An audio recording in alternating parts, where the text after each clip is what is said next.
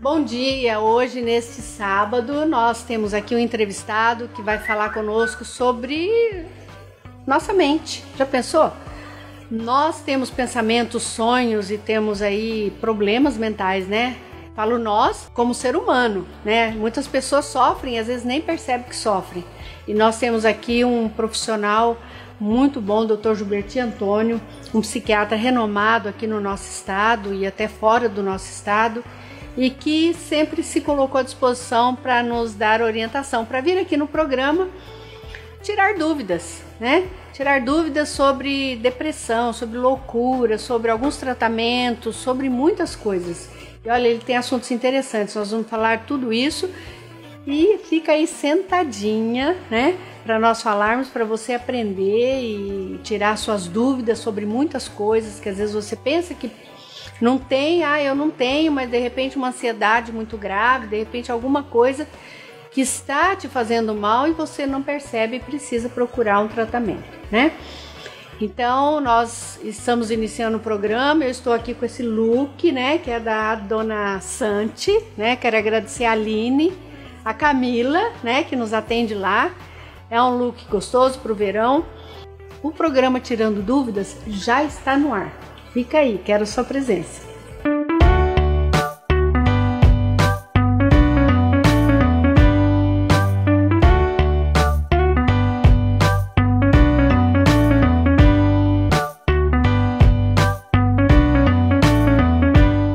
Como eu disse, nós estamos aqui já, né, sentado na nossa sala com o Dr. Gilberti Antônio, psiquiatra, e ele já é um parceiro nosso, né? Nós sempre, quando vamos falar assim de assuntos sérios, importantes, tem que ser o Dr. Gilberti, né? E como eu disse, vamos falar sobre transtornos, sobre depressão, transtornos mentais e depressão, suicídio, o que causa, o que leva uma pessoa a cometer o suicídio, em que circunstância, todos os assuntos relacionados à psiquiatria, tudo aquilo que a pessoa precisa entender e precisa também tirar assim do pensamento aquela coisa que psiquiatra é só doido que vai. Não, meio doido também vai. Bom dia, doutor Gilberti. Bom dia. É brincadeira, né? Mas as pessoas ainda têm, muitos têm esse pensamento, né? Tem, muitas pessoas têm o pensamento e eu faço uma brincadeira que às vezes é de mau gosto. Mas doutor, psiquiatra é pra gente doida? Aí eu respondo, não. Gente não fica doida, gente fica doente.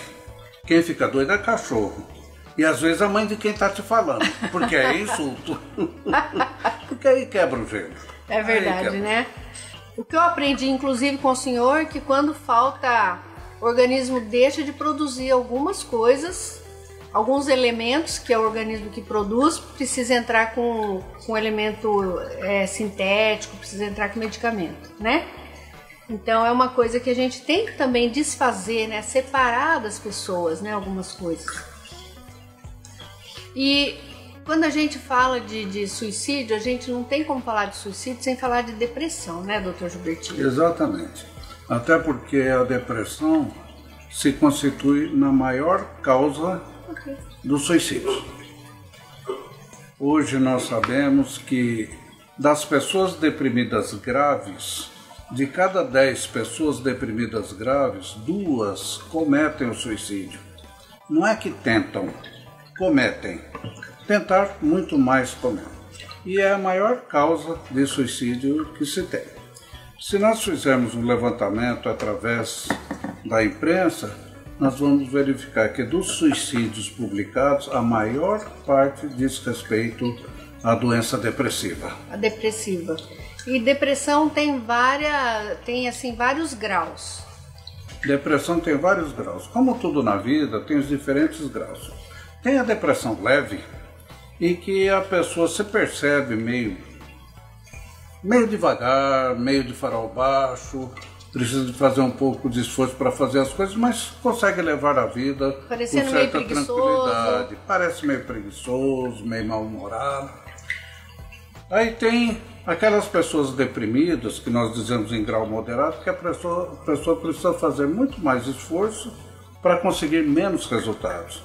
Então ela já se vê limitada nas suas atividades habituais, já começa a fugir dos prazeres, das satisfações, começa a se isolar. Não acha graça em nada. Não acha graça em nada, tudo é ruim, ninguém me ama, ninguém me quer, ninguém me chama de meu amor e vive o neto quem for.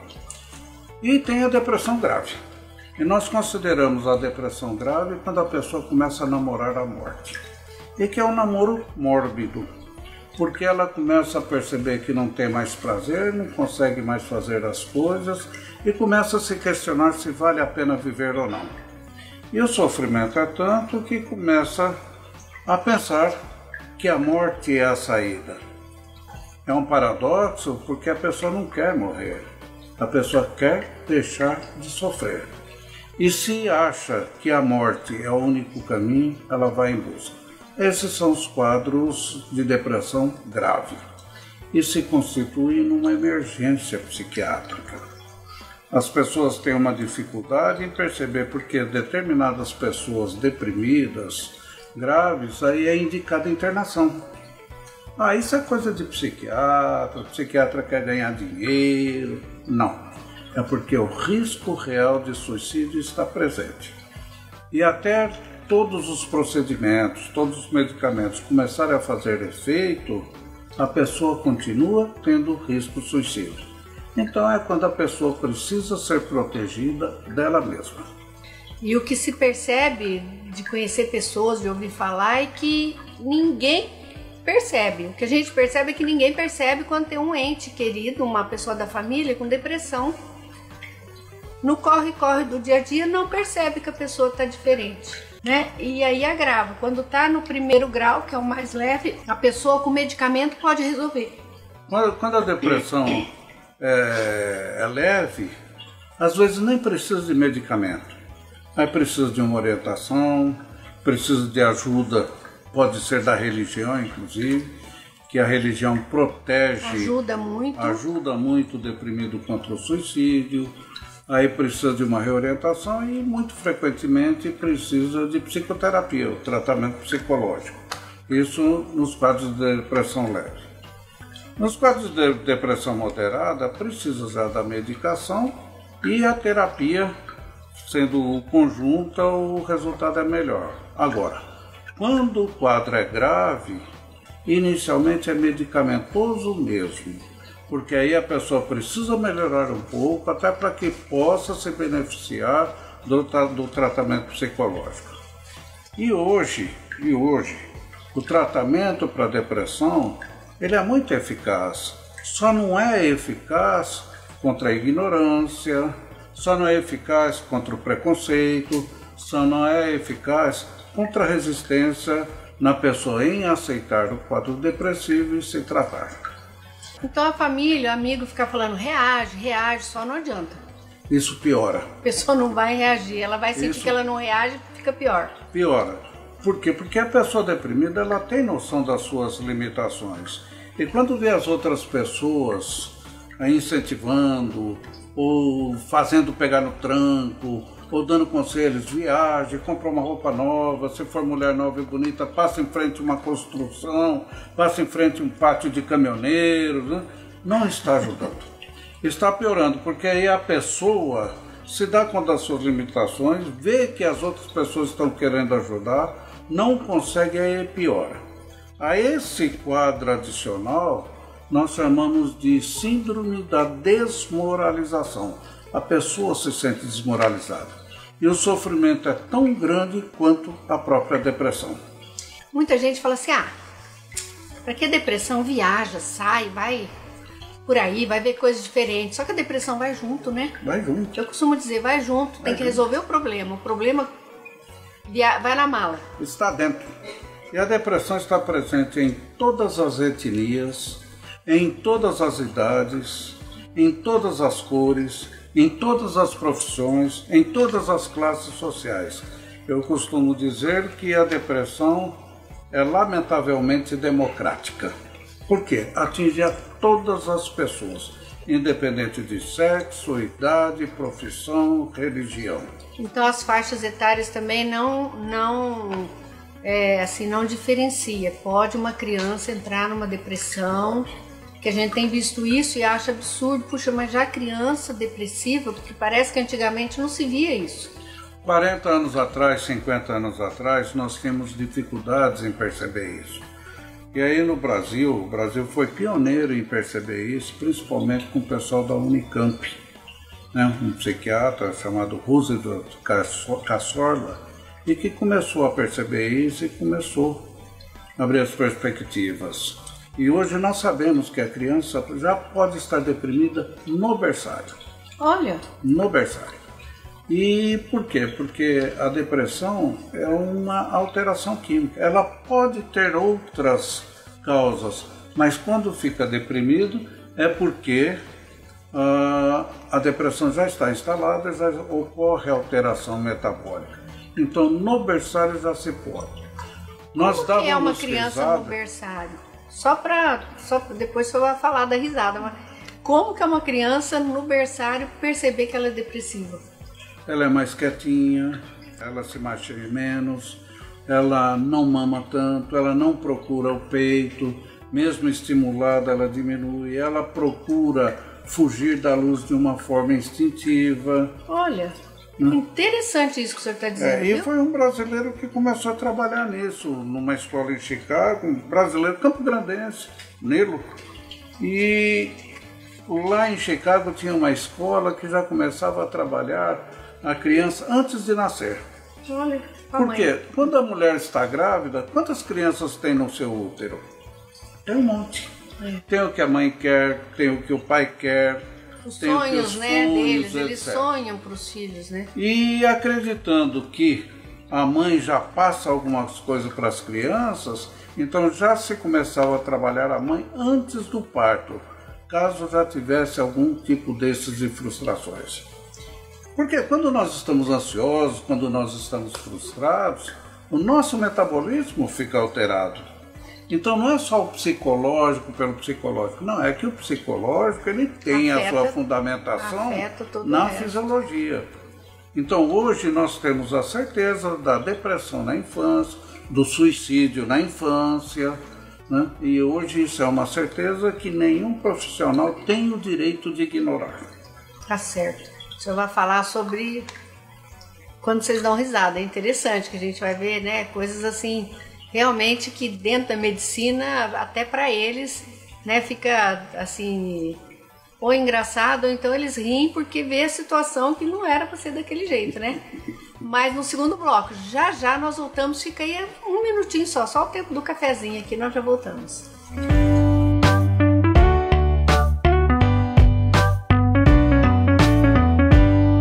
Um local que proporciona bem-estar, qualidade de vida e beleza por meio de tratamentos estéticos faciais e corporais, assim é o Espaço Suzuki. Entre as técnicas utilizadas estão o Shiatsu, que possui grande potencial preventivo, pois equilibra o funcionamento dos órgãos, fortalecendo a pessoa como um todo. Tem a técnica Celutec, indicado para fibrose, drenagem linfática, bombeamento, manobras de relaxamento, gordura localizada, reflexologia e manipulação da coluna. É realizada ainda massagem nos pés e a técnica T-Body de drenagem japonesa, exclusiva do Espaço Suzuki, uma mistura de drenagem linfática com modeladora. E para cuidar do rosto, tem a técnica T-Skin, exclusiva para modelagem facial. Venha conhecer o Espaço Suzuki. Está localizado na Rua Marcino dos Santos, número 245, na Chácara Cachoeira, em Campo Grande, Mato Grosso do Sul. Entre em contato pelo telefone 67 98 163 8788.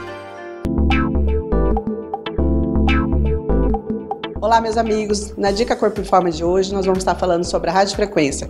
Esse procedimento maravilhoso que tem excelentes resultados na celulite, gordura localizada e principalmente na flacidez. Vem comigo que eu vou estar mostrando um pouquinho desse procedimento na prática. A radiofrequência é um excelente tratamento estético para fazer na barriga e nos glúteos, porque ele auxilia a eliminar gordura localizada e ainda combate a flacidez, deixando a pele mais firme e durinha. Cada sessão dura cerca de 1 hora e os resultados são progressivos. Depois da última sessão, os resultados ainda podem ser percebidos por 6 meses.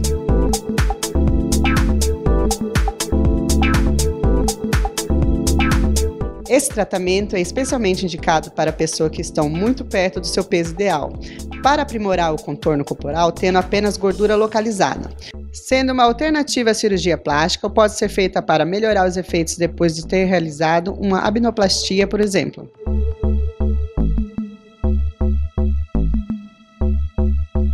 O equipamento de radiofrequência seguro e pode ser realizado com todas as pessoas com mais de 12 anos de idade. As ondas do equipamento chegam até nas células de gordura, localizadas por baixo da pele e por cima dos músculos.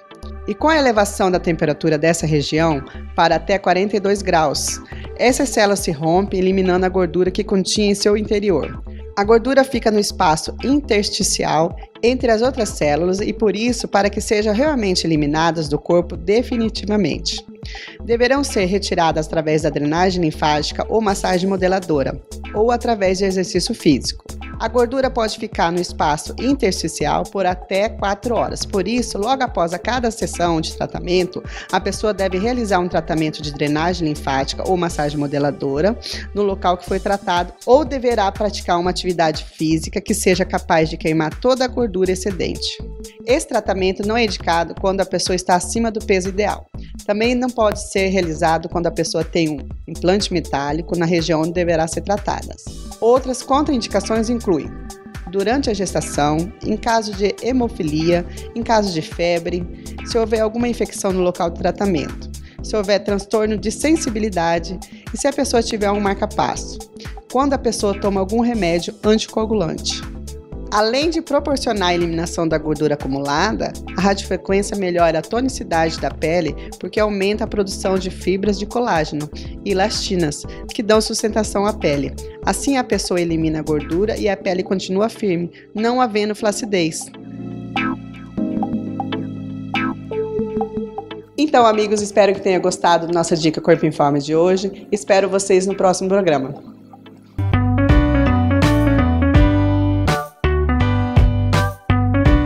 É isso aí, estamos aqui de volta e o Dr. Gilberti estava para falar, né? Eu interrompi, né? Porque eu achei interessante falar de bebê, né? Tratar bebê com depressão, mas isso foi muito interessante. É uma matéria que ainda dá muita coisa, né? Dá muita pauta.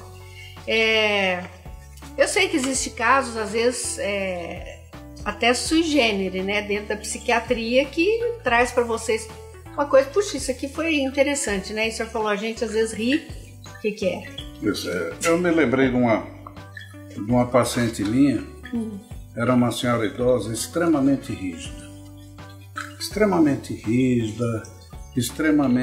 rígida nos seus princípios, na educação dos filhos, etc. E eu sabia que ela iria se matar.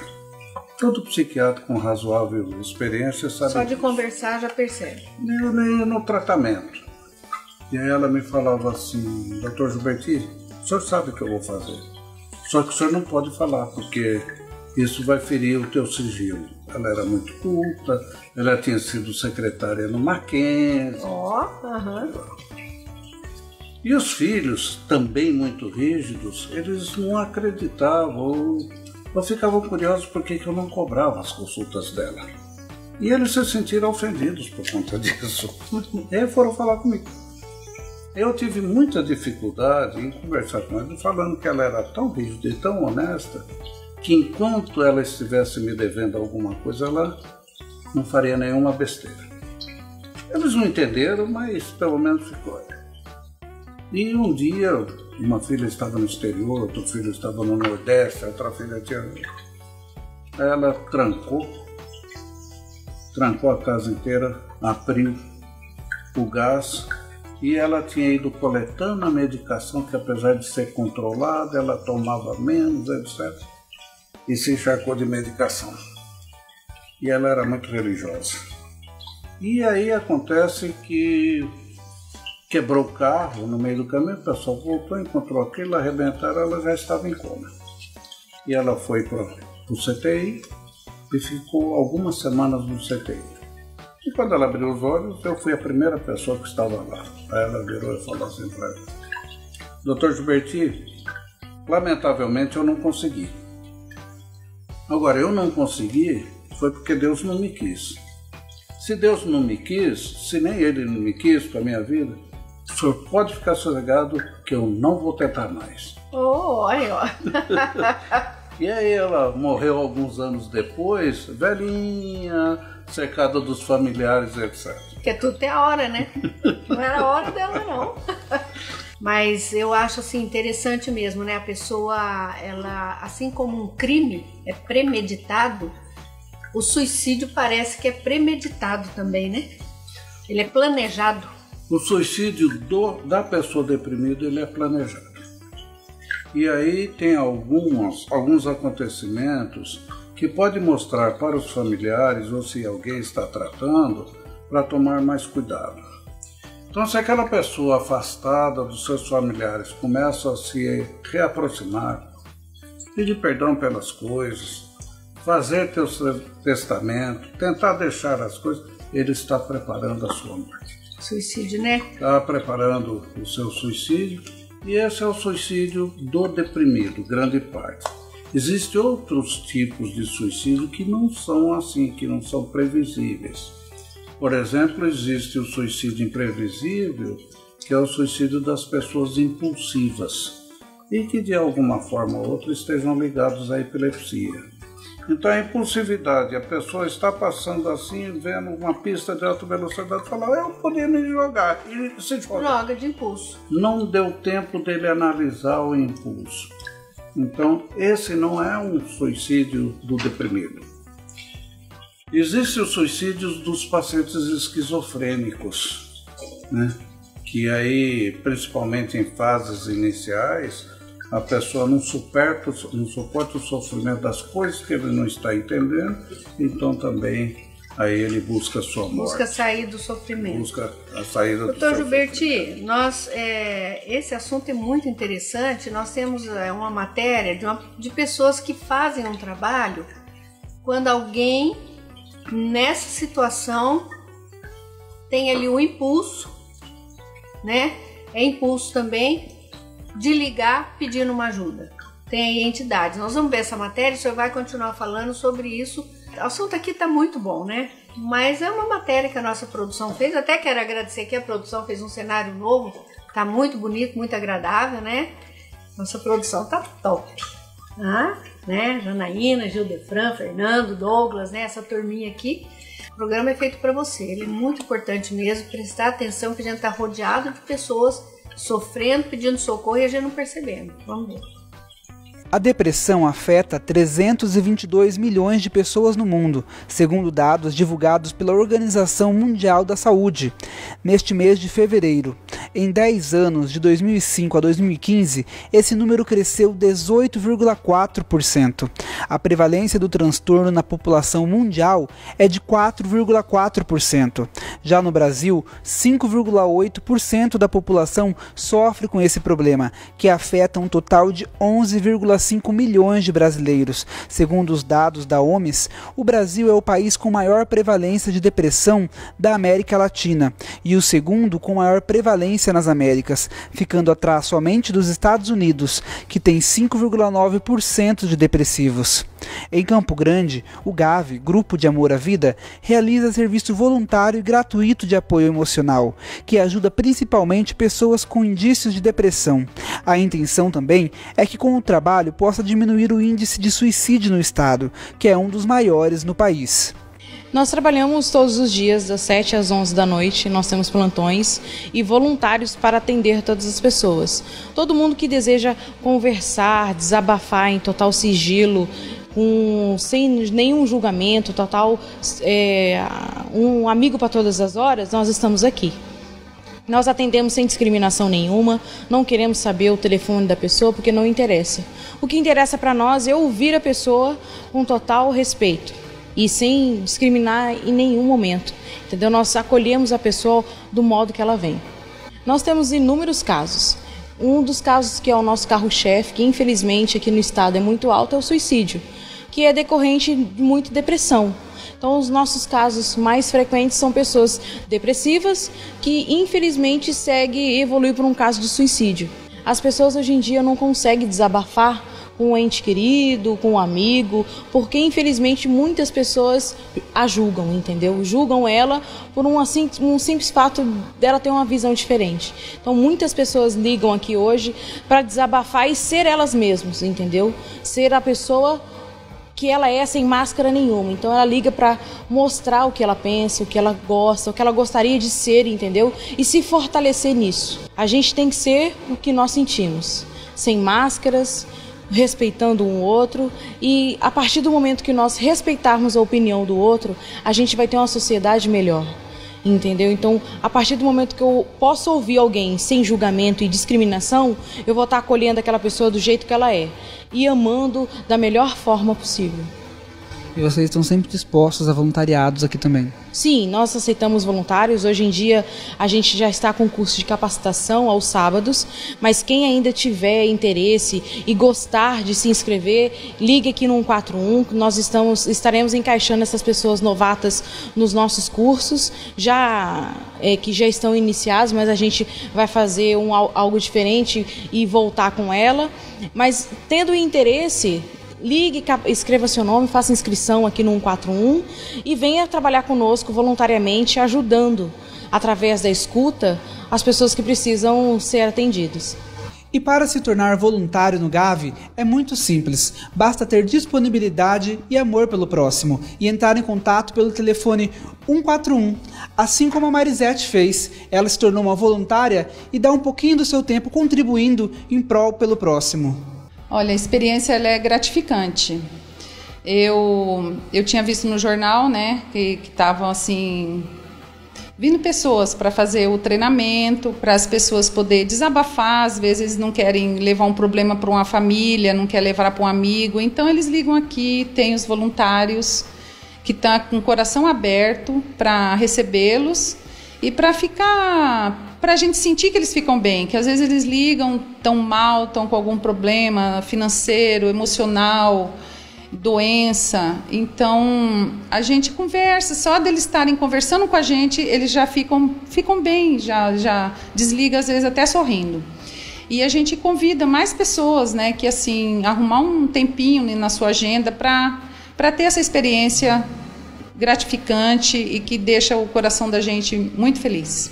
Nós vimos aí é uma associação, né, doutor Gilberti, e que ajuda as pessoas de forma, não são assim profissionais, não são psiquiatras, não são técnicos, são pessoas voluntárias que ajudam, que têm assim, são preparados, treinados para ajudar as pessoas, para ajudar nesse sentido de orientação.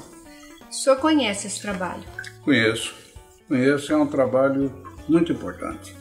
E principalmente porque esse trabalho tem uma característica que nem sempre é compreendida pelos outros. Porque ele facilita a pessoa com ideação suicida de falar sobre o suicídio. E falar sobre o suicídio, a pessoa vai ter ajuda, né? Vai lá para ser ajudada. Aí começa a falar com ela sobre o suicídio. Isso não incentiva a pessoa? Não. Esse é um grande mito e que contraria aquele ditado que não se fala de corda em casa de enforcado. Desmerece isso. Os chineses têm um ditado muito antigo que diz que a pessoa que fala dos seus maus pensamentos é que tem melhor condição de conviver e de controlar. Algum tempo atrás, na França, muitos anos atrás, surgiu um livro e que dizia como é que se deveria tratar o paciente com ideação suicida. Então mostrava que o psiquiatra, antes de mais nada, deveria ter um grande par de orelhas, que precisava saber ouvir e incentivar com que a pessoa falasse da sua ideação. Por quê? Quando nós pensamos, o pensamento por si só tem vida própria. E vai aumentando, e daqui a um pouco pode ser absurdo o que for, mas passa a ser verdade para a pessoa. Agora, quando eu falo, eu ouço o que eu falo. E quando eu ouço o que eu falo, eu comparo com o que eu falei antes. E esse mecanismo de retroalimentação vai me fazendo com que eu fique mais desembaraçado, que as coisas fiquem mais claras e que eu possa tratar das coisas com menos medo, com menos tabu. Então, falar com uma pessoa com ideação suicida sobre o suicídio, como é que seria, não incentiva. Ao contrário, talvez seja a única ou a última forma de defesa que se tem. Logicamente que se deve ser pessoa mais preparada, mas a melhor coisa que se tem a fazer com o paciente com ideação suicida é conversar sobre isso. Sobre o assunto. É como alguém que tem muito medo de alguma coisa, você tem que enfrentar esse medo. Exatamente. Mas é isso, nós vamos para o outro bloco e vamos ainda falar sobre a situação, sobre psiquiatria, loucura mesmo, sobre coisas nesse sentido, sobre até eletrochoque. Olha, você que tem às vezes alguma ideia, fala, puxa, isso aí não existe mais, ou precisa existir, né? Nós vamos falar um pouquinho, passar um pouquinho sobre esse assunto. Já, fica aí.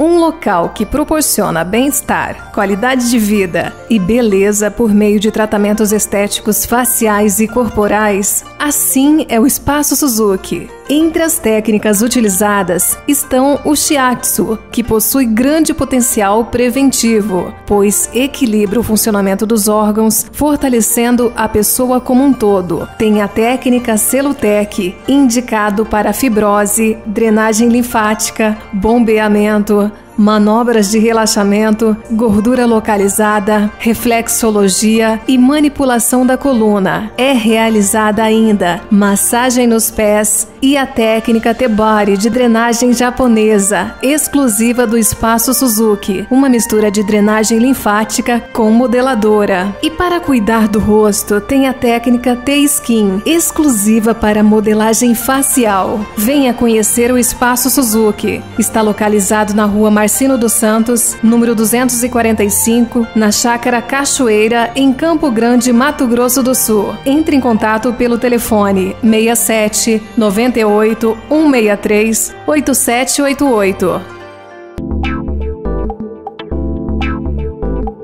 Olá, meus amigos! Na Dica Corpo e Forma de hoje, nós vamos estar falando sobre a radiofrequência, esse procedimento maravilhoso que tem excelentes resultados na celulite, gordura localizada e principalmente na flacidez. Vem comigo que eu vou estar mostrando um pouquinho desse procedimento na prática. A radiofrequência é um excelente tratamento estético para fazer na barriga e nos glúteos, porque ele auxilia a eliminar gordura localizada e ainda combate a flacidez, deixando a pele mais firme e durinha. Cada sessão dura cerca de 1 hora e os resultados são progressivos. Depois da última sessão, os resultados ainda podem ser percebidos por 6 meses.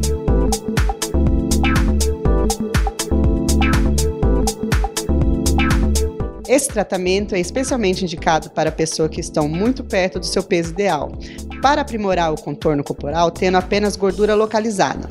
Sendo uma alternativa à cirurgia plástica, ou pode ser feita para melhorar os efeitos depois de ter realizado uma abdominoplastia, por exemplo.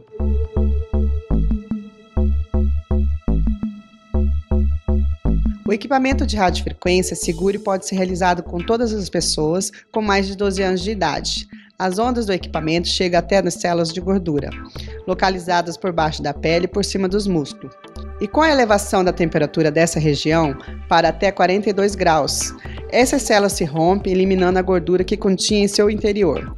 A gordura fica no espaço intersticial entre as outras células e, por isso, para que sejam realmente eliminadas do corpo definitivamente, deverão ser retiradas através da drenagem linfática ou massagem modeladora, ou através de exercício físico. A gordura pode ficar no espaço intersticial por até 4 horas. Por isso, logo após cada sessão de tratamento, a pessoa deve realizar um tratamento de drenagem linfática ou massagem modeladora no local que foi tratado, ou deverá praticar uma atividade física que seja capaz de queimar toda a gordura excedente. Esse tratamento não é indicado quando a pessoa está acima do peso ideal. Também não pode ser realizado quando a pessoa tem um implante metálico na região onde deverá ser tratada. Outras contraindicações incluem durante a gestação, em caso de hemofilia, em caso de febre, se houver alguma infecção no local do tratamento, se houver transtorno de sensibilidade e se a pessoa tiver um marca-passo, quando a pessoa toma algum remédio anticoagulante. Além de proporcionar a eliminação da gordura acumulada, a radiofrequência melhora a tonicidade da pele porque aumenta a produção de fibras de colágeno e elastinas, que dão sustentação à pele. Assim, a pessoa elimina a gordura e a pele continua firme, não havendo flacidez. Então, amigos, espero que tenham gostado da nossa Dica Corpo em Forma de hoje. Espero vocês no próximo programa.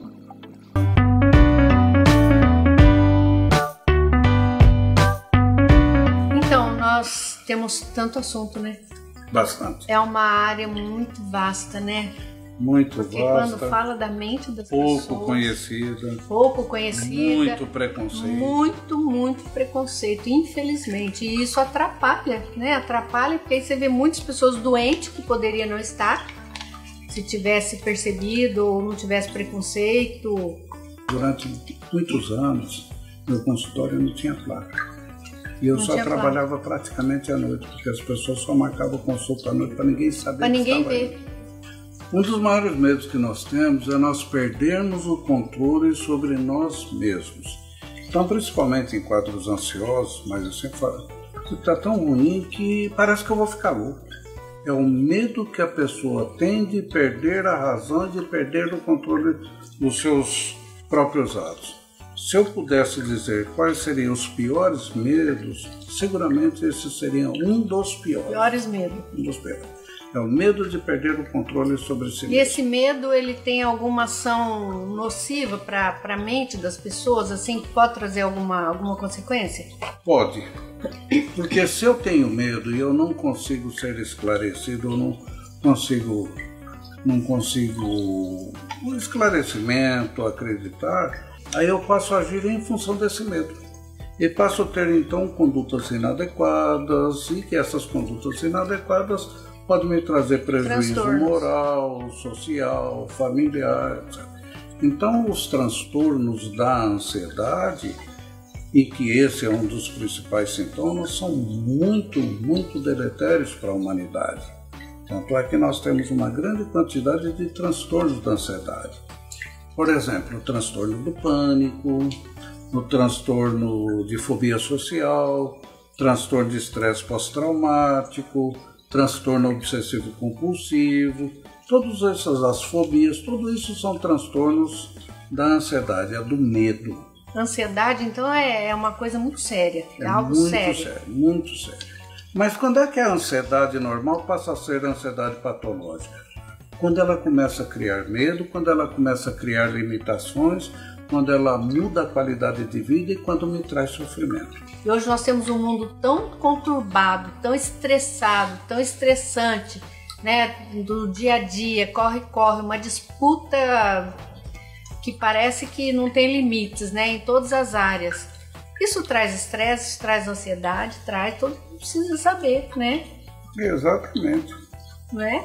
E para mim também, eu estava perguntando, será que eu seria capaz? Estou sendo capaz de ficar aqui falando. Claro, não é como se fosse a primeira vez, né? Mas nós aqui já falamos sobre outros assuntos, né, em outras épocas. O Dr. Gilberti é uma pessoa assim, no meio psiquiátrico, né, nesta área, é uma pessoa de referência. E também um profissional aí de muito gabarito, né? Eu não estou falando isso para jogar confete nele, não, porque o nosso sistema aí, o psiquiátrico, sabe disso e se curva para ele nessa área, né? E falando sobre se vai dar tempo, eu até toquei no nome do Dr. Jefferson, que também é um grande amigo nosso do senhor, e um parceiro no trabalho, como anestesiologista, né? Ele disse que às vezes ele trabalha com o senhor em alguns casos de eletrochoque. Em que circunstância é necessário esse tratamento, Dr. Gilberti? Olha, a eletroconvulsoterapia, como tecnicamente é chamado, e é conhecido por todos, inclusive pelos médicos como eletrochoque, é o melhor tratamento ainda hoje para pessoas com depressão de intensidade grave, com ideação suicida. É o melhor tratamento ainda para mulheres grávidas, não interessa a idade da gestação e com ideação suicida, porque protege a mulher e protege a criança. Foi estigmatizada por dois motivos. Primeiro, nos países em desenvolvimento, em toda a delegacia que se prestasse, tinha um aparelhinho de dar choque para sentir dor. Tortura, né? E aí a tortura, etc. E também sofreu muita pressão quando na década de 60 começaram a ser sintetizados os medicamentos antidepressivos. Então circulou uma esperança de que não se precisaria mais usar a eletroconvulsoterapia porque a medicação antidepressiva daria conta de tudo. Com o tempo se verificou que não deu. A eletroconvulsoterapia continua sendo ainda o melhor tratamento, ele é indolor e ele é inócuo. É preferível se fazer eletroconvulsoterapia até antes de se começar a usar o antidepressivo. O que mudou? O que mudou, inclusive, para diminuir o estigma, é que hoje o Conselho Federal de Medicina aprova, mas dá algumas restrições. O procedimento é um procedimento médico, deve ser feito em ambiente hospitalar, em ambiente que tenha segurança, caso tenha alguma complicação e que possa ser socorrido. A pessoa não tem nenhuma dor. Ah, mas acaba com a memória. Não. O estímulo é feito com 120 volts, bitemporal e com a pessoa anestesiada. Então ela não sente nenhuma dor. Quando ela volta a si como de qualquer cirurgia. Ela volta assim meio abobada, onde eu estou, o que por causa da sedação. Exato. Também, né? E à medida que o tempo vai passando, a memória vai se reintegrando. É por isso que nós orientamos que se faça uma sessão de eletroconvulsoterapia a cada 48, 72 horas, para dar tempo da memória se integralizar. O grande problema, Magali, me permita, é que no Brasil se tem uma perversidade maior do que as outras. A eletroconvulsoterapia, enquanto era estigmatizada aqui, era feita nas melhores universidades da Europa e dos Estados Unidos. E aqui só pessoas ricas é que faziam, porque custa caro, precisa ter o ambiente, precisa ter a sala do centro cirúrgico, do CTI, precisa ter anestesista, etc. Nós temos alguns processos correndo no Senado para que isso fosse adotado pelo SUS. Não é ainda? Não é. Olha só. Não é. E nos planos de saúde, eles fizeram um lobby de tal forma que fosse retirado do rol da Agência Nacional de Saúde. Por quê? Porque hoje aqui, que é um dos locais que se faz mais barato, até por conta que todo mundo está numa grande família, custa cerca de R$ 1.500, R$ 2.000 por sessão. Tem alguns locais que custam R$ 3.000, R$ 5.000. Precisa pelo menos 12 sessões em determinadas situações. Cada 2 dias. Cada 2, 3 dias. Agora, termina sendo um procedimento fora do alcance da maior parte da população. Sim, essa é uma perversidade. E porque é um tratamento reconhecido mundialmente. Tem as pessoas que são contra? Tem sim, porque nunca viram o paciente se suicidar, nunca viram pacientes graves, ou então não considera depressão ou doença mental como doença.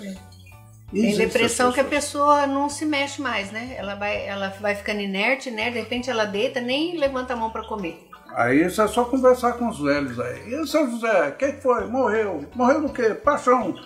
Ficou definhando, deitou, definhou, não comia, depressão. Não bebia. Ficou melancólico, morreu de inanição. Isso é depressão. Isso precisa de um tratamento. Isso é depressão. Mulheres grávidas. Putz, mas aí é uma tortura em relação ao bebê. Não é.